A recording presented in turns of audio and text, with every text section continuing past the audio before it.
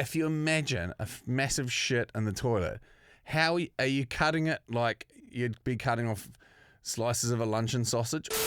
How are snipers? Welcome to Not For Radio. This is going to contain some swearing, but some bloody good times. So if you're new to the podcast, that's sort of what you've got yourself in for. My name's Dunc and Hyde, that's Jay Reeve, and plenty to climb through. Childhood dreams of owning things that you saw when you were younger, then you realise, man, if you're mega rich, you can probably buy some of those things. At the end of the podcast, we tell you how we could be flying you from anywhere on the planet to join us at one of the greatest motorsports events on the planet in Australia. It's called Bathurst. Also, what the Mayor of Christchurch has got. Do you have a poop knife is asked. That's 0 from 3. Tom, do you have a poop knife? Oh, he's putting two hands up. Or he's got two. He's got 2 poop knives. Everyone got a knife and a fork. That's bloody stitch up. We've got a couple of messages on the sniper line as well. Plenty to get through. Someone's going to take away one of our Not For Radio hats. Can't buy them at the moment, so money can't buy. This episode brought to you by Classic Builders. They've been building homes for over 30 years in New Zealand. Pretty straightforward, pretty good at it. Get amongst them if you're looking at getting a new home. Enjoy.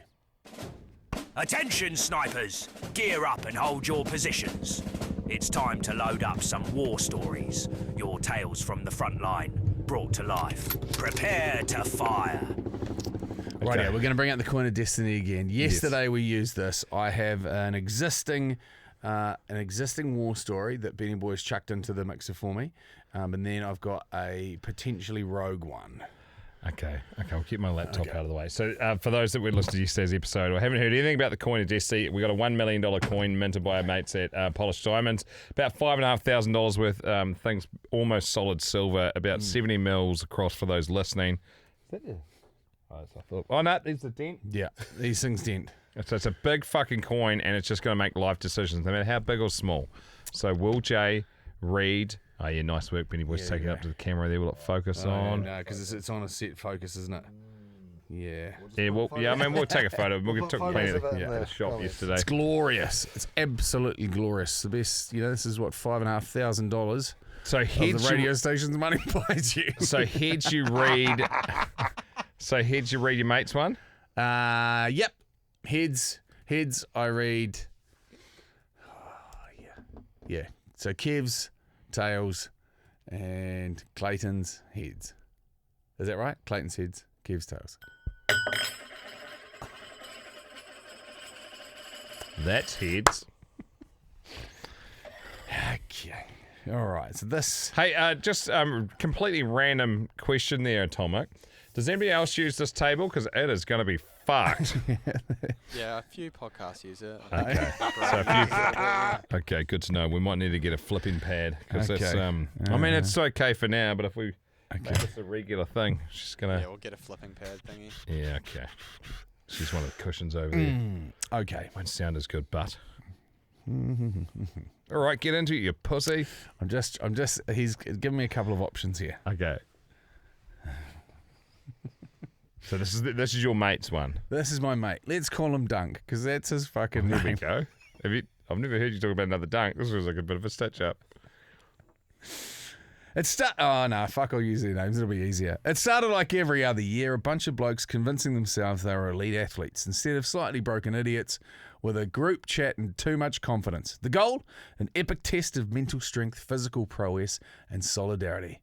Enter Jason, the self-appointed mastermind. He proudly unveiled this year's grand plan, the coast to coast to coast. My old man's done it 5 times. It's fucking super hectic, the coast to coast. I don't know what the coast is again. He's added on so that's normally from one side of the South Island to the other. Yeah, so this is a slightly different one.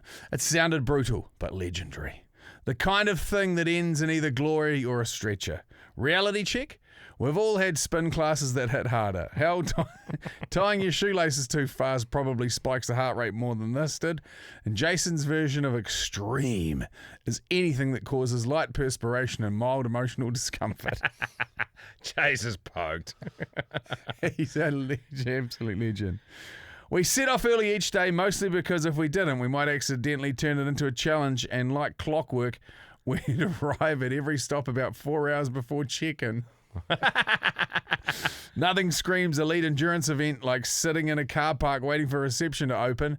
Then there was Dino. Dino, the trusted, beloved mule of the operation, the man responsible for hauling gear between checkpoints like some overworked Sherpa with a boot full of bad decisions, absolute backbone of the trip. Only problem, Dino seemed to exist in a completely different time zone.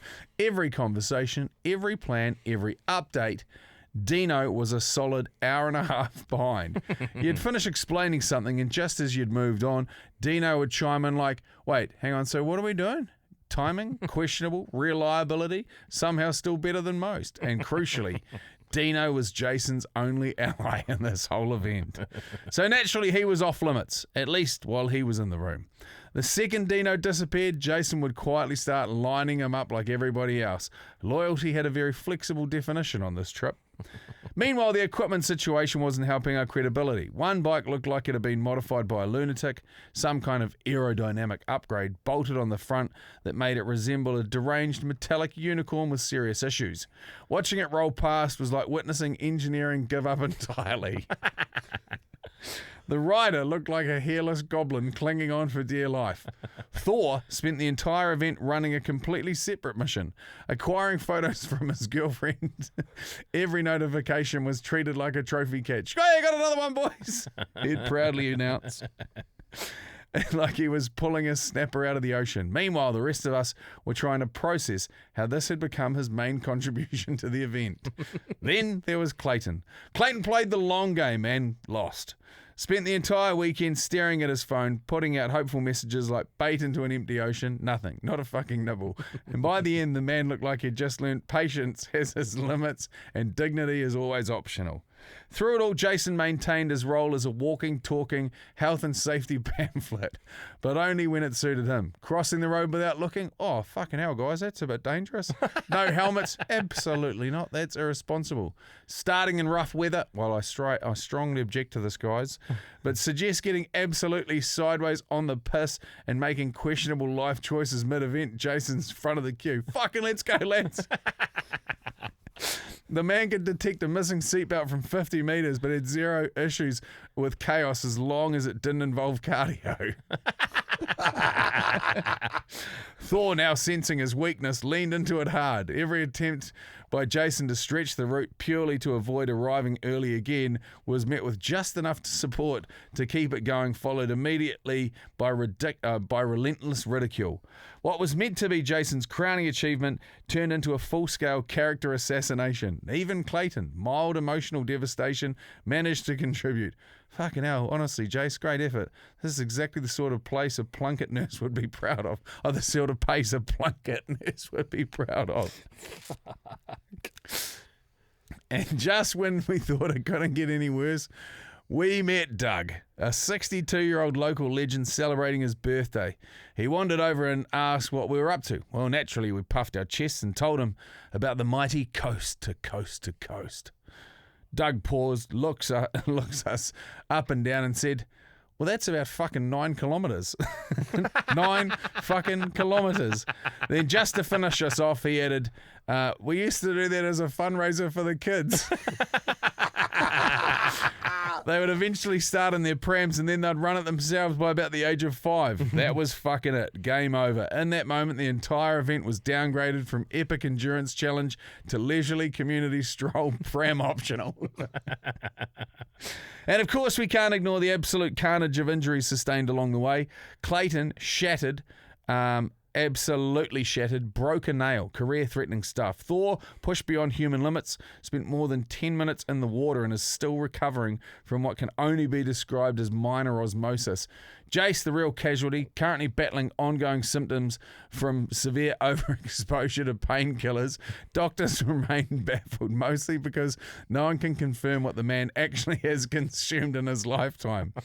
By the end of the trip, the name had officially changed. The Coast to Coast to Coast, a mild inconvenience. Brought to you by Jason's fear of effort, a true test of endurance. If your biggest battle is having to stay awake. Oh, the fucking boys. I love a boys trip. But I really do. So they've done, so last year, the same lads walked the length of 90 Mile Beach. Just Cool. walking and camping, and then To take any fishing rods? nah. And then the year before that, they walked from Makatu to the Mount, which is considerable long stretches of coast. But Yeah. they basically talk. The worst part is that what they didn't account for is that generally when you walk on a beach, you walk there and back, and so you share the camber load on your body. Oh, yes. But when you're walking in the same That would direction, fuck my back. well, 90 Mile Beach is, not quite 90 miles. I think it's slightly less than that, but it's a 55. 55 miles. It's a fucking long way when you're just on the piss the whole time. Yeah, you need to do some backwards walking or something like That's that. what they ended up doing to balance it all out. But then they ended up using different muscles when you're walking backwards. Clayton owns a bunch of gyms. He's fit as fuck. His old man's got no fingerprints. That's a story for another day. Him going through LAX after the terrorist attacks, shit. Shake it once, that's fine. Shake it twice, that's okay. Shake it 3 times and you're Jay and Dunc on Not for Radio. Jay and Dunking. Okay. I actually will get to this wild Reddit yarn that Josh sent to us shortly, but I want to do a couple of sniper line yarns. So if you do want to send us an audio message, you can do it. Just click on the show notes. You'll find a link tree. Click that and then send us a yarns. Probably the best way. And at the moment, money can't buy Not for Radio hats up for grabs. So we've got 2 here. Winner will take all. And by all, I mean a hat. A hat. Yeah, here we go. Hey lads, Dylan from Adelaide here. Now one. Here's a story about how I fucked my shit up wakeboarding, pissed all over the hospital floor and got fingered by a nurse. So Australia, long weekend, kicking around up the river with a few mates, being a big time degenerate. Went out on the wakeboard on the Sunday, feeling a bit average, thought I was just hungover. Thought, fuck it, haven't been able to nail that backflip on the wakeboard yet, let's just give it a crack while I'm still a bit dusty. If I shit the bed and face dive, no one's going to know the difference. It'll be all good. Cue in, hit the wake, tried to flip. Turns out I was still buckled from the night before, so the flip didn't really work. It was more like a back flop. When I hit the water, excruciating pain. Ended up having to get dragged back into the boat, holding my stomach in pain, squirming, could barely feel it, could barely feel anything. I was fucked. Went back to the shack, sat there for a bit, ended up vomiting up pure black. Looked like I was drinking Jim Beam and colas all night. Blood. Woke up as a 17-year-old hangover vomiting on a mate's carpet. But Dad goes, fuck, that's crook as. I'm going to take you into hospital and we're going to get that one sorted. So went in there. Nurse goes, whoa, you're not looking too crisp, are you, bud? We'll give you some morphine. After about 4 or 5 doses of morphine, I started feeling a hell of a lot better. And had the morphine, feeling a hell of a lot better. Nurse comes in, goes, we're going to need you to piss in this cup. We don't know if you're having a severe prostate problem or a burst appendix. We're not going to know till we get the results from this piss test back. She turned to Dad and goes, you better hold on to him. He's had a hell of a lot of morphine. He's had enough to knock out a camel. So hold on to him. Who knows what this could happen. So she takes off. Dad passes me the cup, looks at me and goes, fuck off, mate. You're 21. You can piss on your own. I'll keep watch. So he's looking out the curtain, making sure no one's coming in. I flop the old fella out, about to take a piss in the cup. Start the flow going, starting to lose control of what I could feel. Last thing I remember is seeing the floor, then look at the ceiling, and then I was all wet. Turns out I was laying on the ground after falling over, just pissing in the air like a water fountain. Dad picks me up and goes, fuck, look at the state of you. Fucking can't even trust you to piss standing up. Blah, blah. Got my fault for fucking falling over when he got told to look after me. The doctor comes in too quick and goes, well, I'm more concerned that it's a prostate than it is anything else. So this nurse has never done a prostate check, so she's just going to do a quick test on you. Lay face first on the bed and we'll get the lube ready. Of course, as a 21-year-old bloke, my ass clenched quicker than a cigar cutter. The nurse pulls a glove on, gets a bit of Vaso on the finger, goes, just take a big deep breath in. As I took a deep breath in, I got a big deep fucking finger up my ass. Has a bit of a fiddle around, goes, yeah, no, actually prostate's fine. Don't worry about that. Don't worry, I even looked. About 10 seconds later, another nurse walks in and goes, yeah, got the test back. It's definitely appendix. We're going to rush him back to Adelaide for surgery. So after all that debacle, high as fuck, get put in the back of an ambulance, zoom down the freeway, about an hour and a half drive back to the city for emergency appendix surgery on Australia Day. Sitting there in the back of the ambulance, doing about 110 down the freeway, high as a kite, and turned to the driver and thought, fuck, any chance of some lights and sirens in this bitch, mate? It's a bit dim. He's like, they're already on, champ. We're buzzing. I had no idea what was going on. That morphine had worked. Unfortunately, the morphine didn't wipe out the fact that had to get everything cut out and sucked out my guts because my appendix burst. And the worst part of it was the nurse put her finger up my ass for no reason. Thanks, boys. Love the show. Jay would have loved that. Yeah, if I'd take that at any opportunity. That's the burst appendix when you just get like acid through all around your organs and it like burns all your organs, eh? Yeah, it's one of those things. It's strange what an appendix does.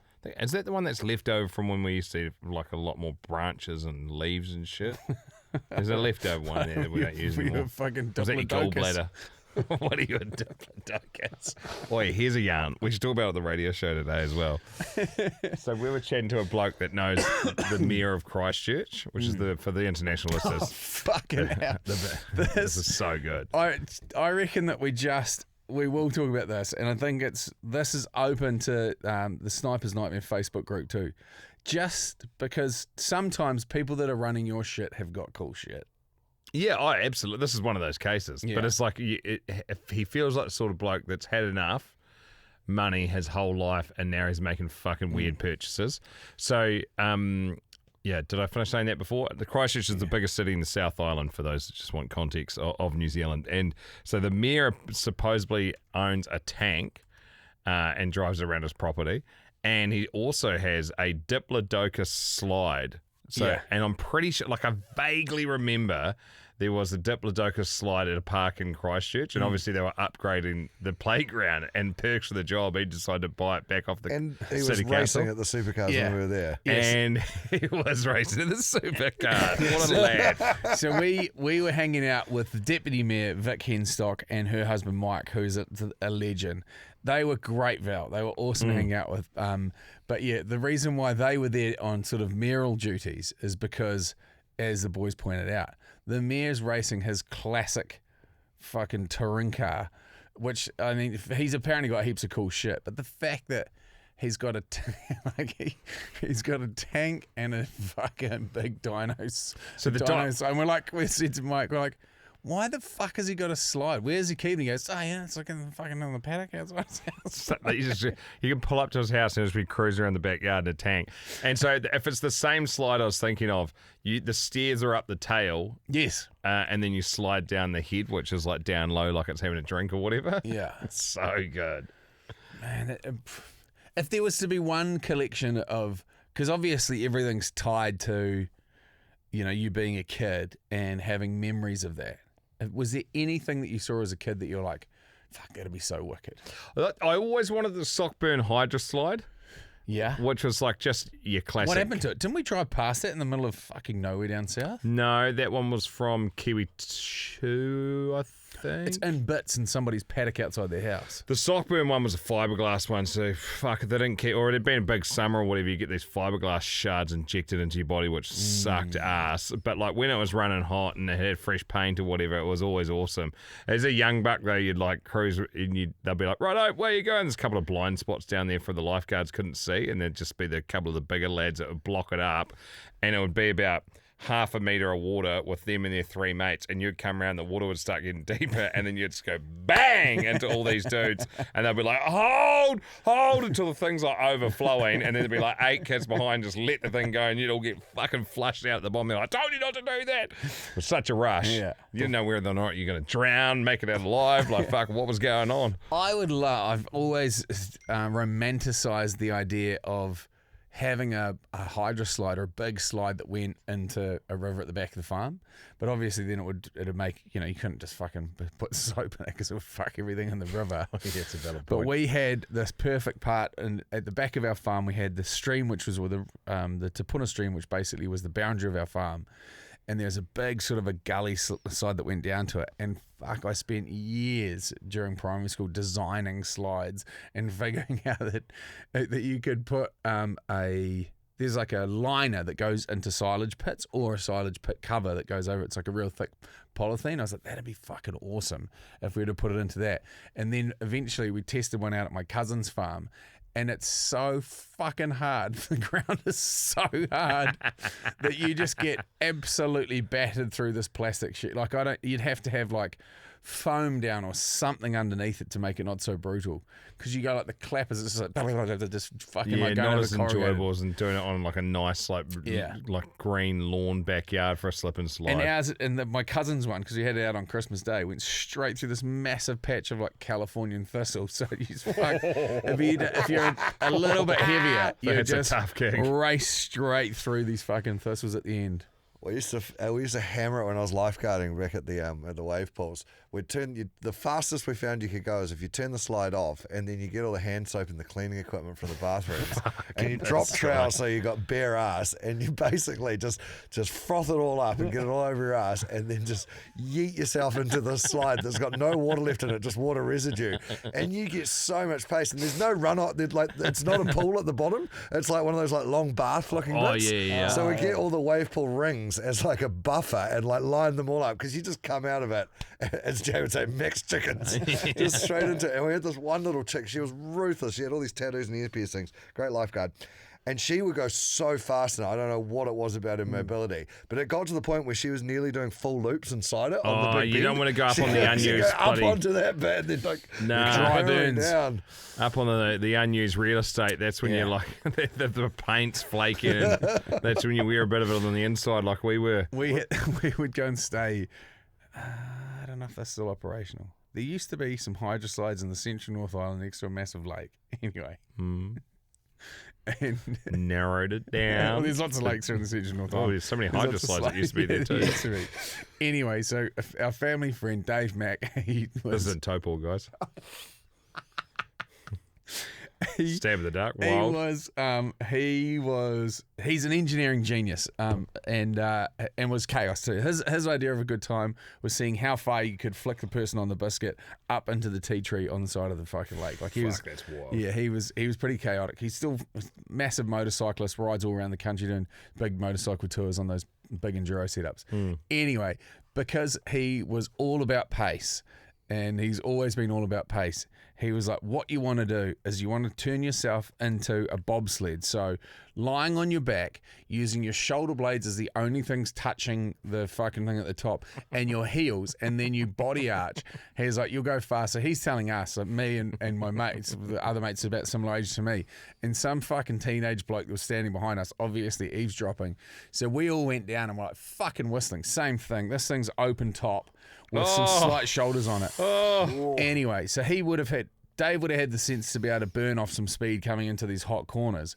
We were fucking riding the lightning of these things, almost 50-50ing it with our bodies. That's the one at Sockburn was an open top. Way scarier. Yeah, and this fucking bloke that was behind us, he seemed way older, but he probably was only maybe 15 or 16. He seemed like a 19-year-old. Yeah. Shit little moustache. Anyway, this bloke garage sailed himself out the fucking slide, just doing the bobsled, and fucking shut it down for life. That was the last. That was the end of it. That was the end of it, yeah. Holy fuck. Yeah, and because there was no runoff, because it was obvious.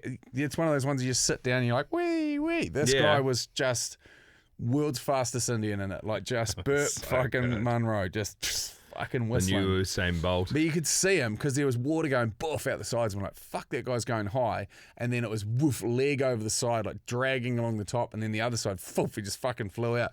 It was at the bottom of the side, so it would have been maybe roof height, say 5 or 6 meters, but he got fucked up because he landed in like a rock garden underneath it. That's horrible. We've got another sniper line to get to, but I'll just quickly mention it because you're saying, you know, what would you buy from your childhood that you saw that was like, fuck, that's rad. We Full McDonald's playground. Oh, yes.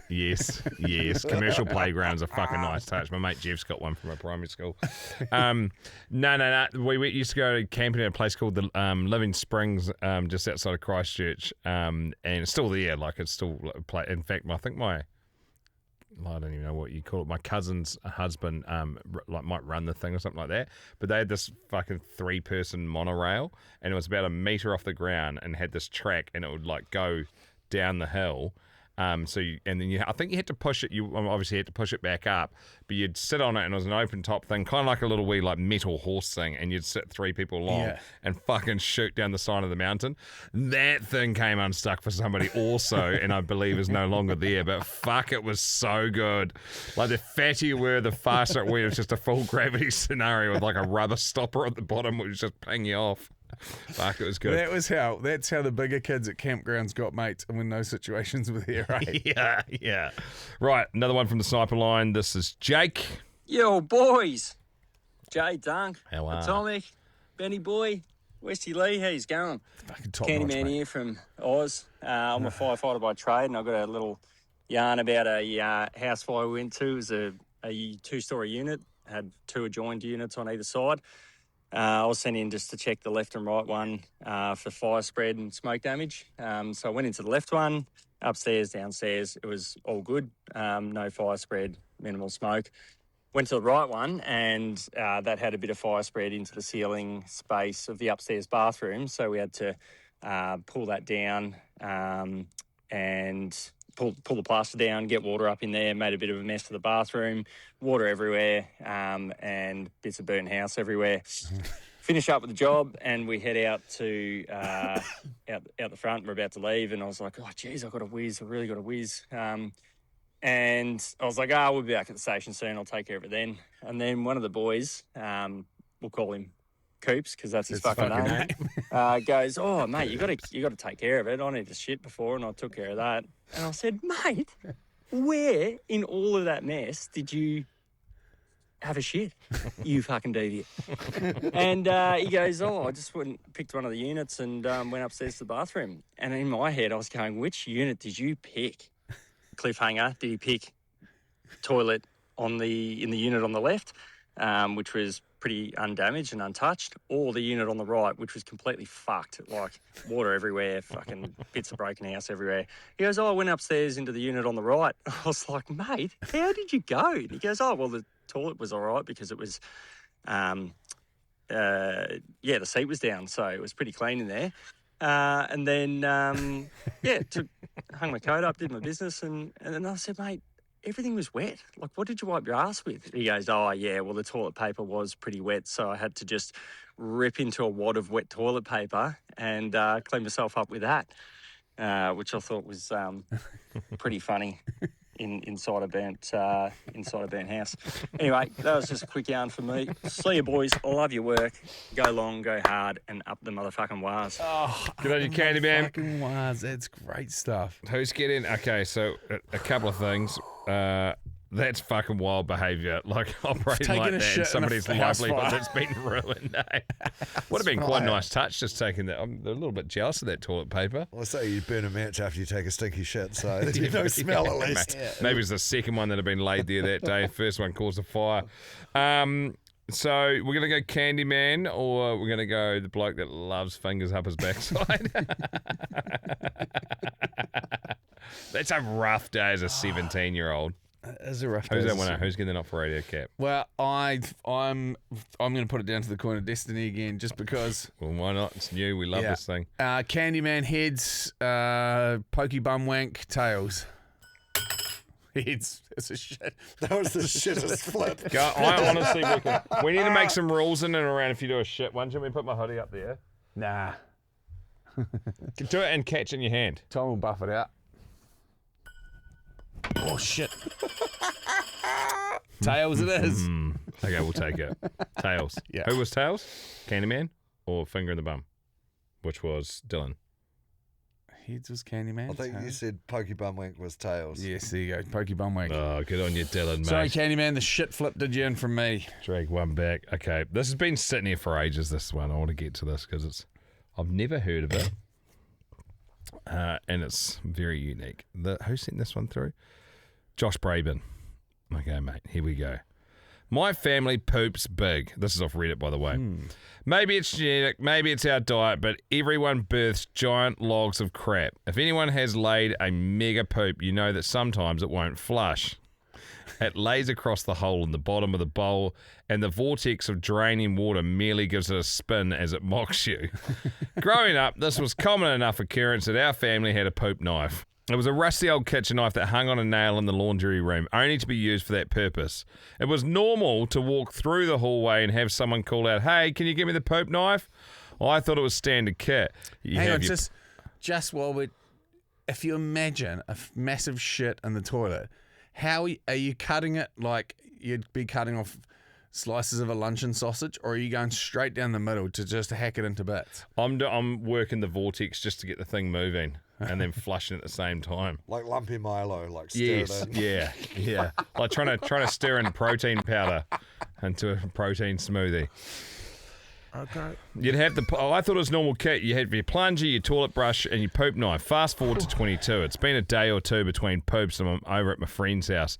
My friend was the local dealer and always had guests over because you can't buy weed without sitting on your ass and sampling it for an hour. I excuse myself and lay this gigantic turd. I look down and see that it's a sideways one, so I crack open the door and call out for my friend. He arrives, and I ask him for his poop knife. My what? Your poop knife, I say. I need to use it. Please, what the fuck is a poop knife? Obviously, he has one, but maybe he calls it by a more delicate name. A fecal cleaver, a dung divider. I explain what it is, and I want it. Shit slicer. And I want it, and why I want it. He starts giggling, then laughing, then lots of people start laughing.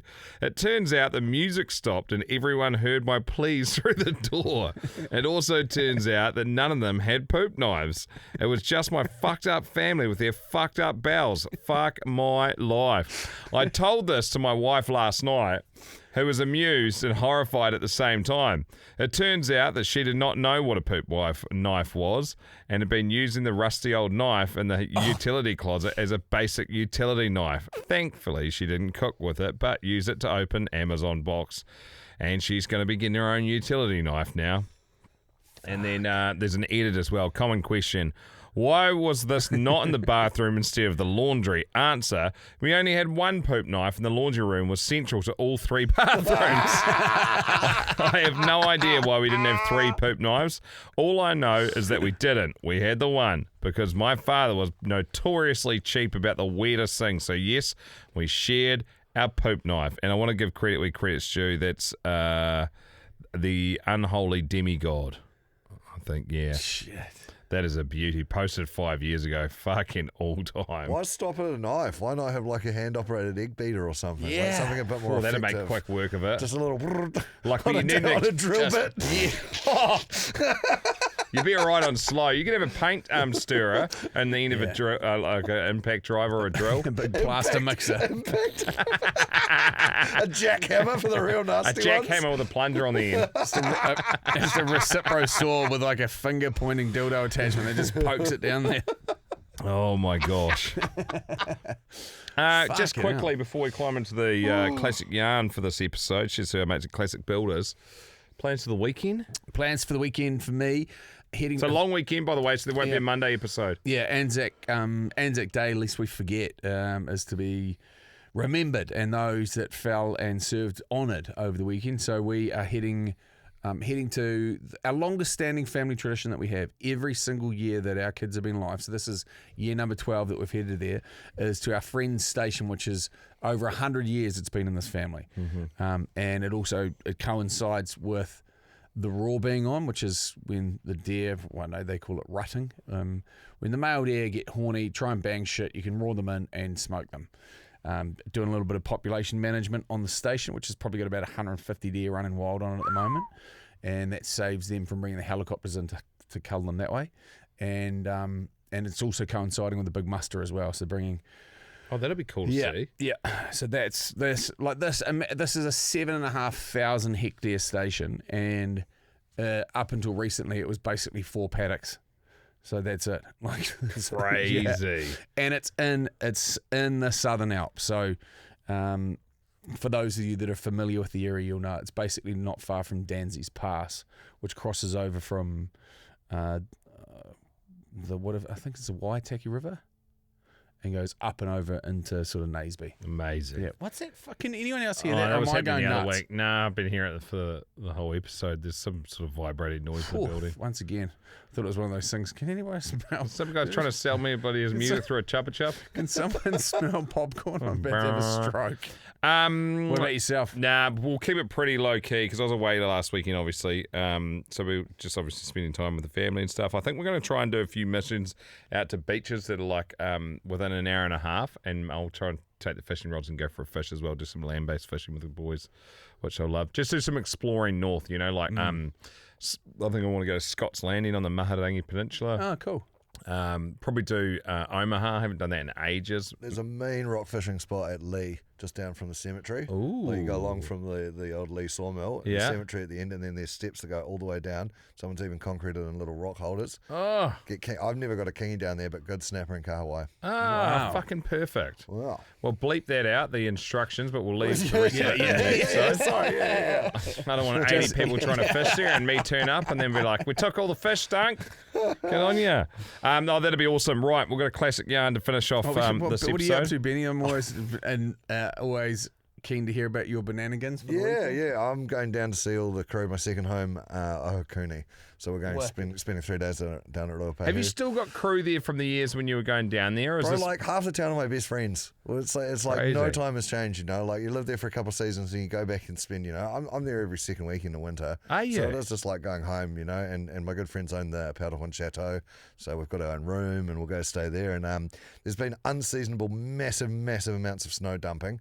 So I'm taking all my kit, and me and the boys are going to go hike up and get some turns in April. Which is crazy. There's half a metre of Mount Hart got dumped overnight. Yeah, because this is why it's so cold. We're heading straight into that. It's like the average, it's going to be like 5 degrees for the whole time we're down there, which is going to make it pretty spicy, which means I get to take that new Stony Creek gear for a test. Perfect. Glad we've got the gloves for that bad boy as well. I saw pictures of people skiing midweek. Sick. Like just put on, what are those, split boarding? Yeah. Fuck, that with looks the skins cool. on them and just scooching on up there. I don't know how that works. So they put a fabric skins. So basically, split boarding is like a snowboard that splits in half and turns into 2 skis. And you put this fabric over the bottom of it, like stretchy socks. And then they're like Nordic fucking walk cross up. skiing. Ah, And cool. you just fucking walk up, but you zigzag your way up the mountain. If you think about like Velcro hooks only going one way, so they curve that way, so you move forward in the snow, but then it stops it from going backwards. So as you move up and up and up, it stays in position as you keep going up. Yeah, That's pretty cool. Yeah, it looks pretty cool. And then they're basically going right the way up. And it was Bluebird, and they were in like shorts and a t-shirt. That was a Queenstown, eh? Yeah. Must have been off the back of it. Oh, that's mega. All right, time for this week's Classic Yarn. Cheers to show sponsors Classic Builders. This from one of the great snipers, Danny Carroll. Oh, yes. I spent DC. I spent my teenage years in Oxford. My mum ran a pub and a restaurant that was attached to the Lincoln College. We had lots of students working for us, which included Gaz from the band Supergrass, who was a barman. But this story is about a young American rapscallion whose name escapes me, but for the purpose of the story, we'll call Jay, because that definitely wasn't his name. One Saturday morning, I guess I would have been around 13 or 14 after Saturday morning cartoons and such. I was going off to meet some friends and was about to visit the Bank of Mum for a withdrawal when I see Jay, who was giggling away and very pleased with himself. This wasn't out of the ordinary, as he was a very happy chappie, but he called me over to share the reason for his happiness. Now, as Dunc said, the university is thousands of years old, and Jay, one bored evening, found himself in the library with a substantial amount of the devil's lettuce and a desire to find some random crap out. He was doom scrolling 1400 styles. One of the books young Jay came across is a book of traditions and customs for the college, and he sat in the library and consumed it until he found out what he thought would be a great one to try out. So one bright and early on a morning on a Monday, there sat Jay with his notepad, an extra sharp HB pencil. As the professor is about to begin the class, Jay stands up and demands a glass of port before the lecture can begin. Quoting the school rule, verse and chapter, making it clear that the class couldn't start until he drank his port. Oh, this is awesome. Wicked. As you can imagine, this greatly pissed off the professor, but Oxford University is all about tradition, and port was found, and the lecturer began. As a teenage boy, this level of shithousery was brilliant. Jay was a fucking god, and I retold the story at least 1,000 times that week at school, and Jay was worshipped. Then the following Saturday, I'm again on the quest to make a withdrawal from the First National Bank of Mum and run into Jay again. I'm greatly excited to tell him his story is now one of legend, and he will forever be told as the student who outwitted the master.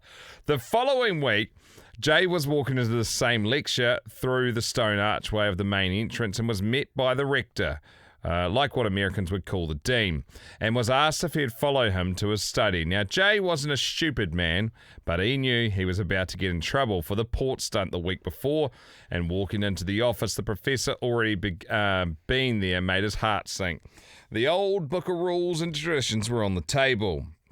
Without a word, the rector opens the book and turns it to show Jay and points at the paragraph.